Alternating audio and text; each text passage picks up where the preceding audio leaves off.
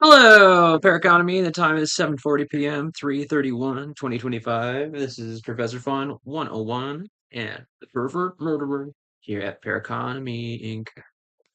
Here doing my last show, Paraconomy Inc. Here you go. There's a little more for you. It's just doing one of what I could be, what could be.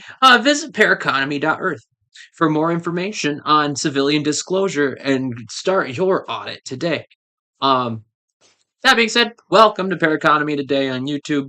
I'm supposed to get evicted this week or go to court for it or something. So like, I might be the last one that I'll get to do for a second. So like, I'm just like gonna try to launch one out or two tonight. Um, my algorithm is putting me all over the place. Let's just tap in here and give you guys a few things here. There's some different things. We got my friend Tomo, we got Brandon Rogers, we got Baby No Money, and we got Shordleys. Those are at the top of the reels here. First meme is men love posting their little clips of them playing guitar like LOL, okay, slut alert. Okay. Their adventure starts at your doorstep, booking.com. And it's like an old black couple going to like an Airbnb. And then there's Amon Tobin Splinter Cell electronic score. The colors are kind of uh beige, yellow, orange, and black, some blues, and stuff like that. So I'm getting like a go ahead on like making music this week, weirdly. Instead of like I don't know. I think it's like a culmination of everything over the pacing in the past month or so. And then I get little couch surfing girl. Uh, um, she just posted a picture. She got like face ink neat. Um, huh? Yeah, I showered this morning. I shower every morning, Anon. Did you think I didn't shower like at all?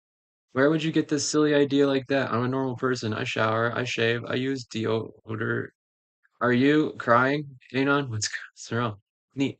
Then we have somebody with a whip and sexy lips. Yeah, sexy picture girl. And then we have this looks like Tina Belcher lighter. Yeah, it's a Tina Belcher lighter. Somebody's making a custom lighter. Yeah, this is just disclosure today. I just gave everybody the fucking business all day. Excuse my language. I just gave everybody the business all day today. Um, yeah, they couldn't get enough of it. But it leaves me at some weird ends that I'm gonna have to make some decisions. You know, yeah.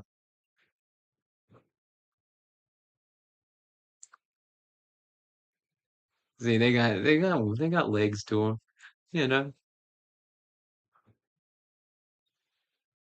and there's some working friction, right? People have their own opinions and lives to lead. All sorts of things going on today. Yeah, yeah, yeah. Little Tina Belcher lighter for like smoking weed and stuff. It was like a raw light, one of those like cylindrical raw lighters. Hope you had an awesome day thus far, my buddy. Yeah, like yeah, yeah.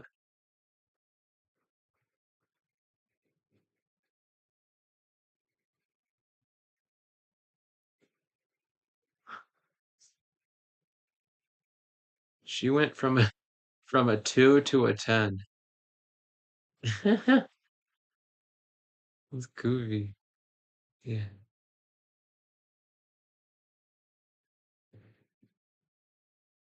Let's see. Hidden five or seven hidden struggles that narcissistic abuse survivors carry every day. They shut down and isolate when overwhelmed. Their mind races constantly and won't switch off. They're sensitive to everything because they're always on edge. They say it's okay even when it's not, just to avoid conflict. They get physically exhausted after social interactions. I can relate with a lot of these things. They can't relax even in safe spaces. I think this is abuse. Yeah, this there you go. Narcissistic abuse survivors. They get startled by sudden movements and sounds. They shut down. Yeah, that's these are all like traits that I've like. Yeah, yeah. I'm definitely a narcissistic abuse survivor, according to this expert over here on Reels. And he has a lot of good stuff to say. Yeah. Oh yeah, I've been on the freaking Reels for Facebook for a while. Um, I don't have a TikTok actually. Well, now I do. But like I don't use TikTok like that. And even when I have, um, it was a lot of like tarot talk and stuff like that. So I didn't really get the full dosing back in like 2017 when it got really big and popular. And people were doing like lip syncing and stuff still. Um, I I opted out of that because it was cringy. So like that's kind of why I'm finally like getting to a point where because people are using TikTok and they have been for the past 5 years, like way harder than they ever did when it first came out. Um, yeah, it makes sense that like it also like it'll rub people the wrong way if you just like kind of this one said it made you look stupid. This guy, this yeah, so that's cool. I like that the reels have gone from like jokes and like parlor like tricks and vaudeville stuff into like more like self-help and like actual useful like advice and information. And especially when it came out that like China's TikTok is like way more efficient than like the like US's TikTok was for a while. And but we've kind of caught up on what we want to have done with reels and stuff like that. In some sense, in some we haven't. And this is a part of the general apathy algorithm that has been like kind of on the precipice between the Gen Xers and the millennials for like quite some time. And it's created basically this hierarchy of privilege that basically allows some of the social justice warrior to leak outward basically towards like some of its appropriation. So like um whatever it isn't, that's where it's being applied. And it's not always functional, and it always, for whatever reason, it ends up being kind of cringy. But it's this part that right wingers and more meticulously, like a lot of straight A students and things, and people that have like this cathartic value for like a compulsory like kind of stacking of their own tidbits of like experience, they kind of have this part locked down for a lot of young leftists and even centrists, because it's a big part of the bourgeoisie and how we create this standardization of perfectionism in the wake of like several audience members not knowing any better. And because it's we're able to play on the artistic intellect, because mind you, a lot of my colleagues ended up on like higher class. They ended up higher middle class. And so like of course they did, because what it ends up getting down to is like the drama that caused the stifling between friend groups at all, um, in like intimate settings and personal settings. Like me and some of my friends back in Chicago, now don't always share the same rhetoric when it comes to these types of virtue signaling, where we used to have more of a dialogue, and there was compare and contrast and stuff like that. And it basically has this applicatory use in like hypocritical type of propaganda that gets propped up into society. So um like I said, we have and that's where it's deceiving, because now anybody can just prop things up and utilize them into part of the algorithm.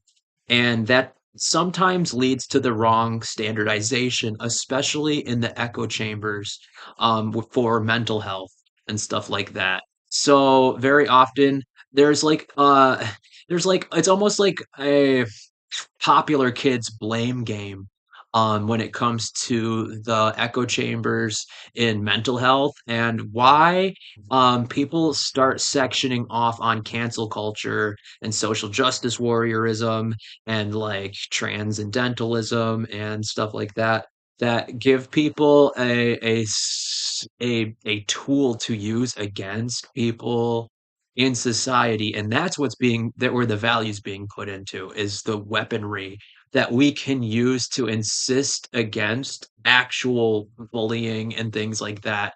But it almost creates a completely different playing ground for what can get swept under the rug as bullying when it's actually being packaged as mental health.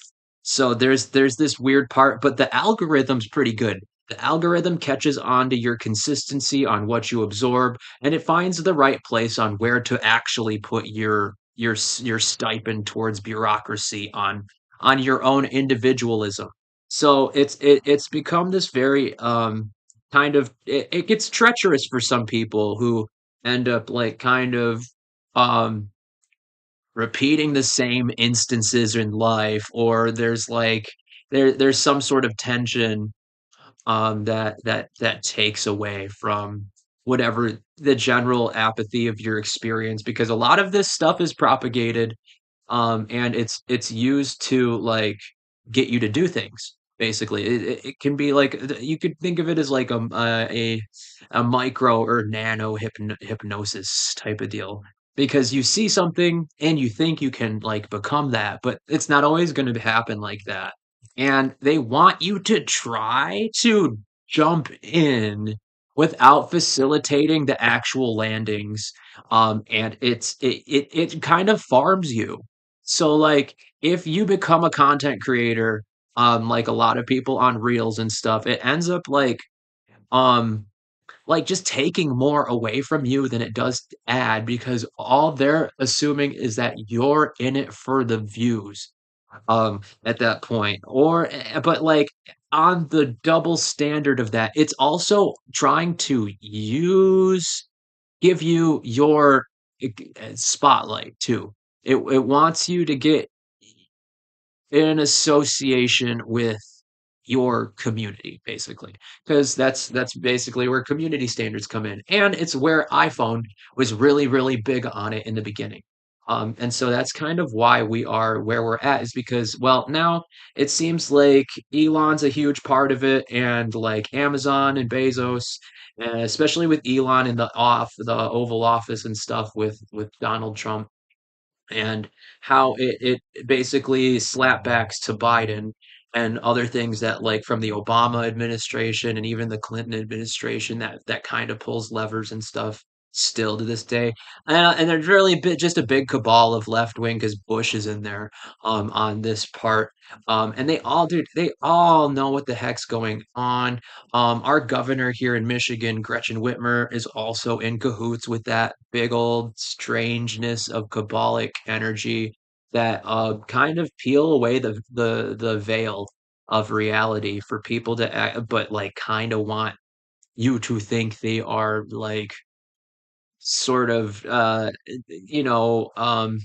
way, right? They put on a facade for people in a sense that you might not get, but that's the whole gimmick of asocial politics and stuff like that, where there's the function of what is the rhetoric or the theory, and then like there's the application of other things on top of the theory in order to give it the rooting and the sort of friction that it'll need to actually gain traction. So when it comes to scapegoating and gerrymandering, there is this generalized like it's like I want to say hypocrisy, I don't know. It's this generalized kind of attitude, let's just say, for better or worse. It's this attitude that is supposed to be forward moving, but in a more standardized, bureaucratic centrist way. So it's swung a lot of people, especially content creators that aren't really interested in all of the same types of um art, because it ends up falling on a lot of content that is like visually stimulating, or like, there's like most people use like Canons and Nikons and like professional grade cameras now to make TikToks happen and stuff like that. iPhone users, of course, but like also there's still a ton of OGs in the game who like wanna still be the shit. And so they go and get your views by making the most cinematic TikToks that they can. But that's not always what that always sells, but that's not always what will go viral. So like that's kind of where you got to be careful on how some of these things are being created and even passed off as real sometimes, because now we're so advanced with AI. AI is making its own accounts even, and like putting the same rhetoric of really big like content creators, and then like putting their stuff out and on, so people have like things to like glob to velcro to almost. So like that's like a big part of like ageism right now, and entitlement towards privilege if you're younger, usually. And now it's even got my parents in on it. They don't even know half of how they got exposed to the types of content that they're currently getting exposed to. I called my mom probably a year or two ago and like talked to her, and she's like, "Oh, and it was after I'd gotten done talking about how white culture in America is a lot of colonization. And I called her after a long video lecture on the burger or something, and she's like, "Oh, I'm just reading about privilege and white strife. It's a weird one." I'm like, "Oh, mom." I'm like, "Don't give that to like."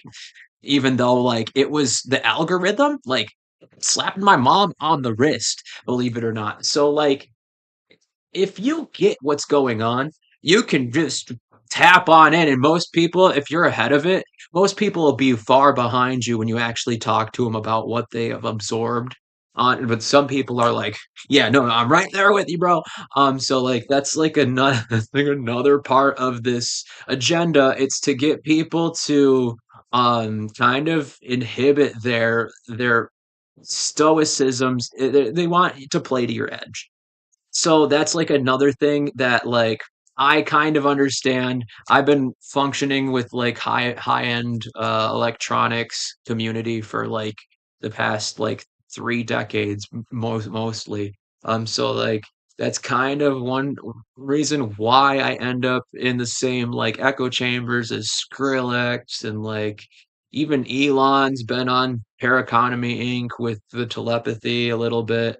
Um, yeah, there's all sorts of, maybe less so, but like frickin' we get people from the government, the CIA have plenty of good technology.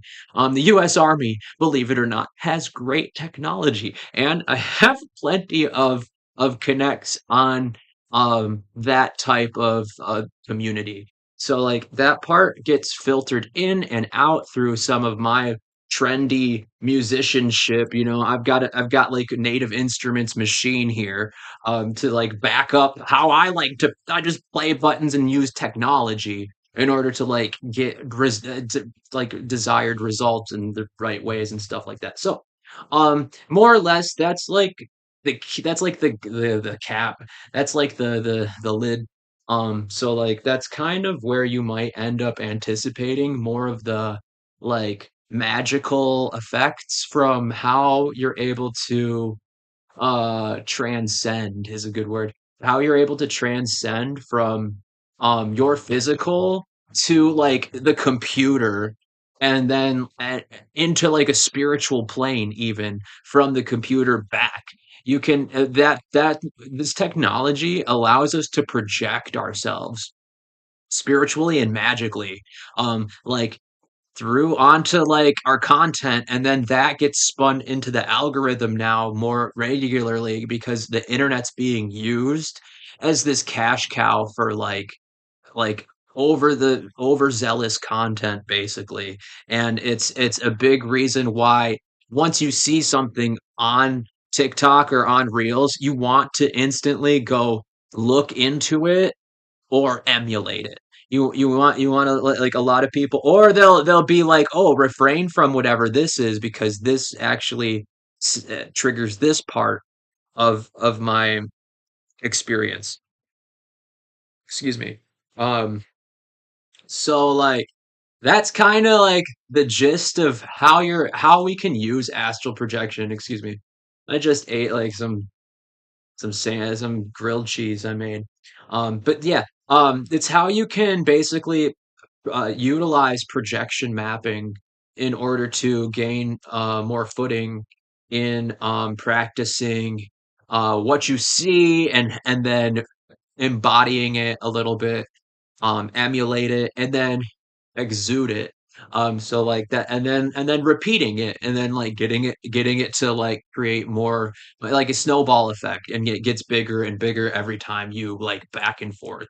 Which is one big reason why Snapchat was such a big hit too, and kind of goes alongside with a lot of what has happened on TikTok. So like it's a huge big uh amassment of like social media and tech and like insider communications and stuff like that, that if you can like hop skip jump through the social apps with the right people, you end up getting put onto the right agenda that leads those people into certain parts of the world more readily, especially when you have the fiscal backing towards whatever that may to like end up looking like. So like as far as like crystal and like electronic then projection and actual like mapping or sound projection, it gives it this whole functional part that it was an idea and then somebody made it into an actual like thinking working process and function.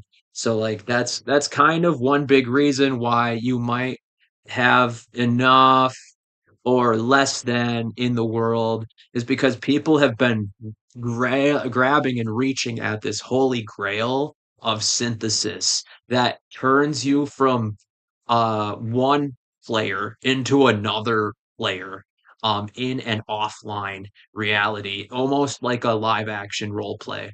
That gimmicks your mirror image as to what somebody who has everything you don't have would be able to do better than you, and how you can get to that point. So, food for thought, just one simple lesson and technique as to how some of these things are currently probably not being as widely discussed, and who has the time to really get that deep into how it actually functions. Um, so like that's a little bit. I think I'll kind of like slur up this video here.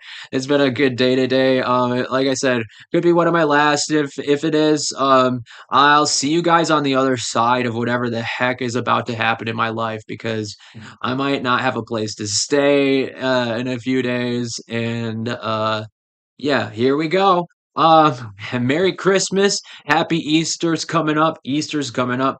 So like, yeah, you guys, if I don't see you for a few weeks or something, you'll have to reach out to me, okay? Come check out my Paraconomy. We just started a Facebook page, Paraconomy Inc. And check out paraconomy.earth. Have a good day, guys.